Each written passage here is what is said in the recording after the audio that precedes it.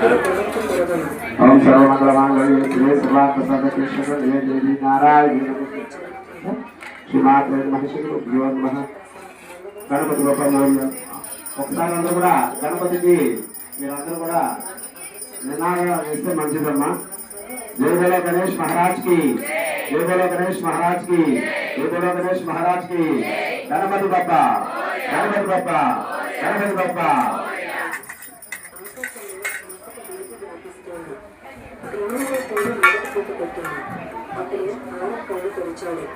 రోజు ఆడకు ఉదయం లేవడం ఎంతో అలసటగా అనిపించేది.